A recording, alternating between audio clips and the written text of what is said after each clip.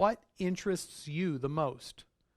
What do you want to find out more about? The possibilities are practically endless. Today, we are going to begin the research essay writing assignment. Are you ready to begin? Now, I don't want you to picture yourself spending long hours in the dark, unfriendly recesses of the library, feeling as if you are chained to an impossible project. That is definitely the wrong way to look at this assignment. Instead, I want you to think about the possibilities that this assignment will set before you. Instead of saying, I've got to research and write another essay, think of this activity as an opportunity to open your mind to some newfound knowledge that is nothing short of amazing or wonderful. I have intentionally designed the path to the completion of this project to take more than just a day or two. Anytime I have the opportunity to take extra time, I do so. Not because I want to drag things out, but because anything worth doing is worth doing right. With that thought in mind, this one writing assignment will stretch throughout chapters 10 and 11 of this course. And this lesson will focus only on the first step of the process. Therefore, the objective for today reads, plan and research for a research essay using strategies given in this lesson. And with that, we are ready to launch our quest for more knowledge. Beginning a research essay is really no different than beginning any other essay. So the first step is to choose what you are going to write about. You need a topic. And as I hinted at a few moments ago, the sky is the limit. There is almost no topic under the sun that cannot be investigated further. You will want to keep in mind that your essay needs to follow the 5-paragraph essay format we talked about much earlier in this course. That means you will basically need to have an introductory paragraph and a final concluding paragraph with 3 solid, well-written, and thorough content paragraphs in between. Maybe you are currently at a loss for what you could possibly research for a topic on a paper of this size. If that is the case, stay tuned. I've provided a few suggestions.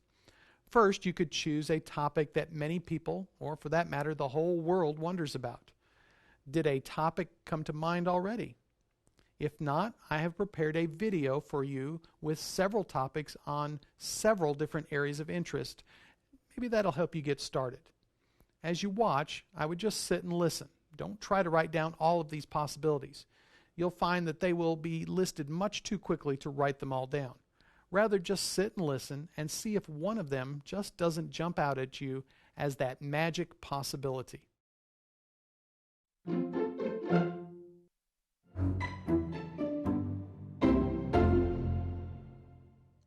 The settlement of Jamestown.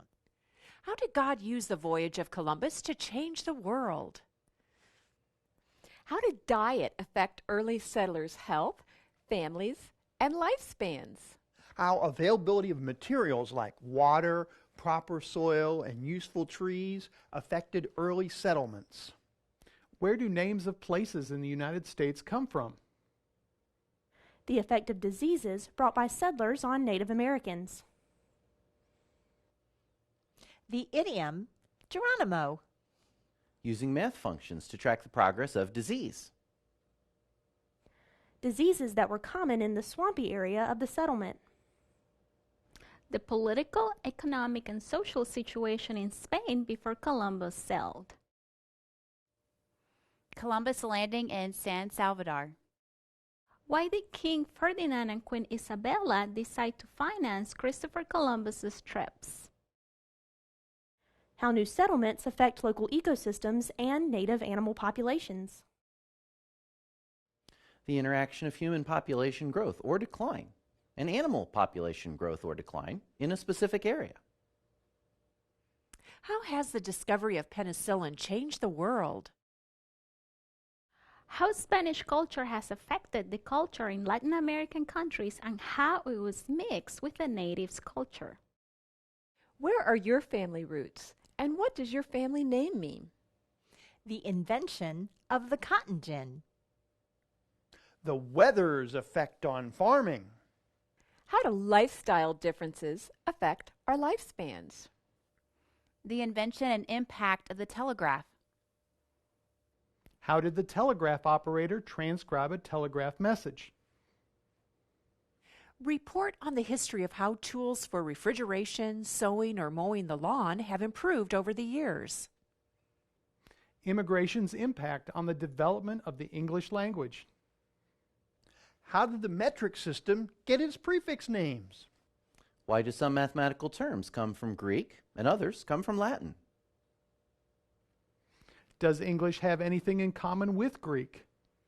How has a tablet or smartphone changed the way we act or learn? What is remembered on Memorial Day? Why is it a holiday? Why do we call a deer a deer? Well, did you have an epiphany as you listened? Was there one topic that just struck you as the perfect one? Well, if not, don't worry, because the field is still wide open for possibilities. Perhaps you want to consider a topic that is a little more interesting to you as an individual. That is actually an awesome idea. In that way, your essay will most likely be unique. While other people may even have the same interests as you, no one probably would have the exact same approach to any given topic. In fact, there are a couple of different directions you could take with topics of personal interest. For one, you could choose that one specific topic that most interests you. Don't be afraid to choose a topic because you think it's kind of dumb or you don't think it's worthy of an essay like this. The only way a topic is not worthy of this assignment is if the topic can't be researched. I guess I would also say that the topic that really does not have any positive benefits for you probably shouldn't be considered either. Still, that leaves the field of topics wide open. Perhaps you want to research about a topic of local interest to you. Maybe your hometown is known for something or someone unique, and you want to know more about that subject. If you have the resources available, go ahead and research it. Or maybe you want to know more about your family history. Every family history is filled with interesting stories which we often don't know that much about. My family history includes a passenger on the Mayflower and later a businessman who was a multimillionaire. I wouldn't know about those people if someone had not researched my family history. As you can see, the personal possibilities are endless. By this point, I'm hopeful that you'll be able to at least find a gold nugget of a topic in this discussion, or that you'll at least be able to use some of these general ideas to find your own unique topic. Just don't be afraid to give it some thought. You have some time, so use it to develop the best possible topic for you. Once you have a working list of possible topics, you will need to narrow the list. And even once you make the final decision of a specific topic list, you will need to narrow that list even further. Remember, you will need to fit your final product into 5 paragraphs. Really, only 3 paragraphs are available for your content, since you must also have an introduction and conclusion. In other words, if I were to select my ancestor, the one that was the multimillionaire, as my topic, I would not be able to write about his whole life in just 3 paragraphs. I may want to investigate specifically how he became wealthy, or maybe what he did with all of his money either in his younger life or possibly at the end of his life. In that way, I have narrowed my topic to a more manageable portion. The next step in this process is to locate and evaluate sources that will be used. Finding sources is sometimes just as involved as actually writing the essay. Care must be given to do a good job on this task. The end result of your essay may heavily depend on your findings. You really need to find a variety of sources. Notice that I did not say find a lot of sources. There is a difference. By variety, I mean for you to look in many different areas and not just for different authors and titles. No, you also need to have a variety of formats. I know that the big temptation here is to find all of your sources online. After all, it is the easiest way to research. You don't have to leave your house. There's billions of sites to choose from, and you can still have the social media open while you do your work, right? However, limiting yourself in this way can do more harm than good to your essay. You are automatically casting out hundreds, if not thousands, of possible sources that could benefit you and your essay. For that reason, I am strongly recommending that you find your way to your local library and search there, as well as online, for sources. These are the two largest repositories of information available to most people. Use the internet only if it is absolutely the one and only source of information available to you. Of course, that means that you are currently located in the wilderness somewhere and you are watching me on a battery-powered DVD player or on a direct satellite link on your cell phone. Sorry, not giving you any excuses for not going to the library. Actually, before you get into the car, you will be able to use the internet to your advantage. Prior to your departure, access the library's website, which most likely has a searchable catalog. This tool will help you see what is available at the library before you ever leave home. And now would be a good time to mention that you should be familiar with your library's cataloging system. Typically, libraries today use one of two systems. The Dewey Decimal System, which has been around for longer, uses numbers to categorize the resources available. In contrast, the Library of Congress system uses an alphabetic system to do the same. You should be able to quickly and easily determine which system is used by the call numbers of each source. Chapter 15 of your textbook has more information on these systems for your benefit. And with that, you should have what you need to make that trip to the library. Physically going to the library has its unique advantages. It is definitely more than just a place to find a book and take it home, or a place to study in total quiet. For starters, just walking through the stacks of the library may lead you to a source that you had not previously considered. I have done that on many occasions. I'm walking along on my way to the call number, and I look up just at the right place as I pass by, and lo and behold, there is a book that strikes my interest. Of course, I had to stop and take a look. That could happen to you. There are usually many other resources in the reference section as well. You may want to inquire of a librarian as to what all resources they have available. If you choose a topic of local interest or history, most libraries also have a special reference section on local history which can be accessed by patrons. As you can see, the possibilities are almost as limitless as the topic choices before you. Then, as you choose your sources, you will want to make note of the publication and bibliographic information for each source. You will need to have this information for sources before you complete this assignment. Take a look at Chapter 15 for the particular information you will need to gather about those sources. The information is specifically listed on page 400 of your textbook. Now, to find online resources, you may want to utilize both search engines and web directories. Search engines, like Google, are probably the most familiar to you. They are the most common ways of searching for online information. However, search engines are usually a shot in the dark. In other words, when you enter search parameters, the engine will return anything that matches the words in your search.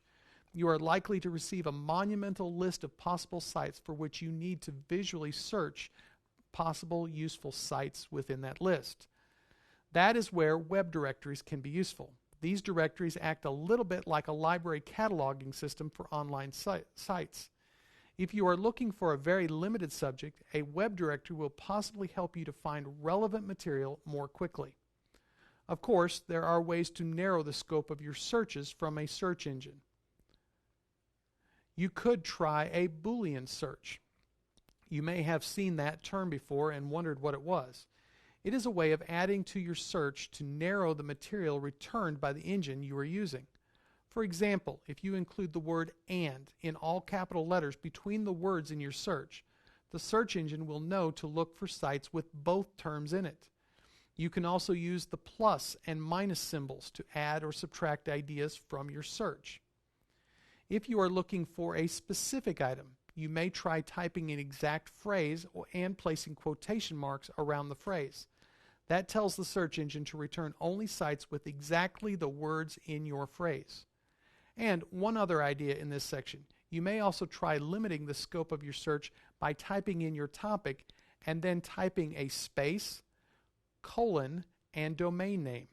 This tells the search engine to look only in a specific site for matches. The fortunate thing for you is that most search engines today automatically incorporate the Boolean search strategies as a normal part of their function. In other words, they attempt to think for you, at least in the area of narrowing your search field.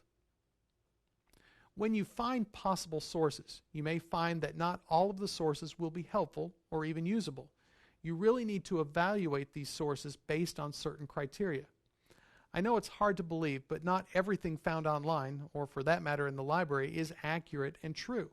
The reason that internet sources need to be scrutinized probably a little bit more than books or magazines and other sources is because they do not necessarily have the same stringent regulations regarding publication. A book cannot be published without first being scrutinized for authority, accuracy, currency, and bias. Websites can be published without any editorial concerns and may possibly be filled with errors. They may also exist only to promote another agenda. Fortunately, many websites are subject to careful scrutiny and are very valuable to research. All you need to do is look for the following areas to be certain. Does the website state the author's names? If not, it is a pretty big warning sign that the site is not reputable or accurate. Anyone who takes their time to research and construct a site for legitimate purposes almost always wants to receive the credit for that work, and he will want his name on the site. So look for the author's name.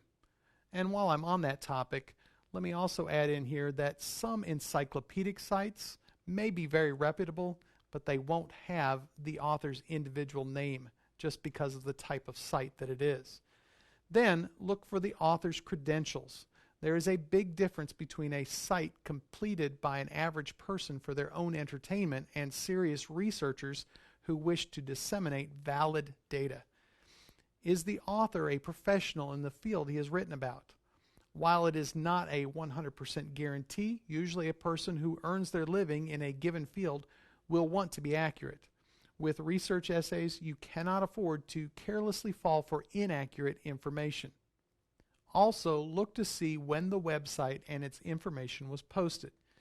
It is highly possible that if the website is more than a few years old and it hasn't been updated since its posting, that new information has come to light. Most websites clearly post the dates for the original posting or the date the site was last updated.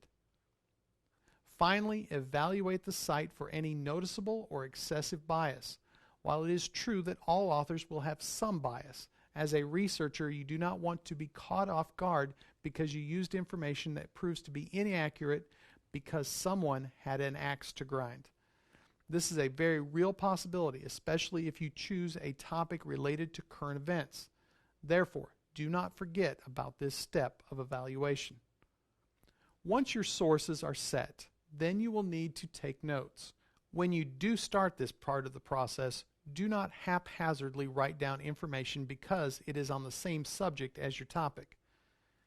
You need to be selective in your choice of information.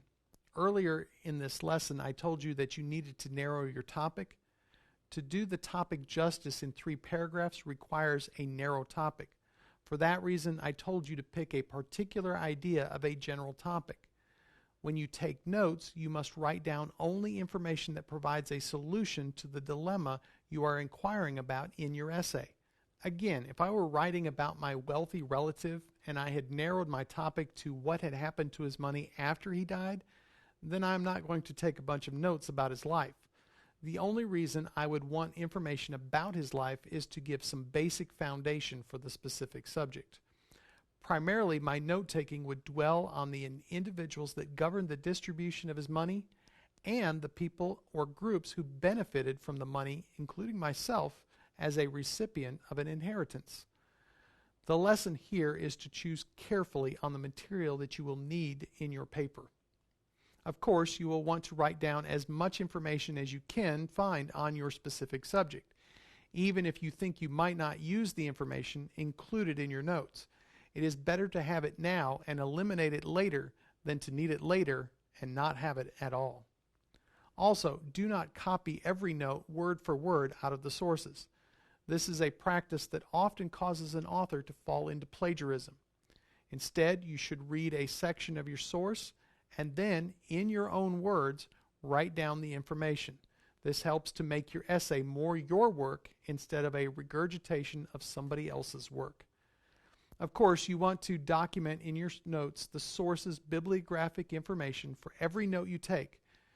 You will need that information later on in a later step. Besides those notes, you will also need to have an outline as an organizational tool. Actually, as you take notes, you may find it extremely helpful to have a working outline to guide you. It is possible that this rough format may even help you find sources. At some point, usually after you finish the research gathering process, you will need to form the outline into a more formal outline. Outline forms are discussed on pages 331 and 332 of your textbook. So, did you realize there was so much involved in research? The good thing for you is that the time you have to do this is longer than it was for most writing assignments in this course. You will even have a workday coming up. In the next lesson, we will return to the grammar lessons and prepare for the test for this chapter. However, you should begin working on the very first steps of your essay now. I'll see you in the next lesson for the chapter review.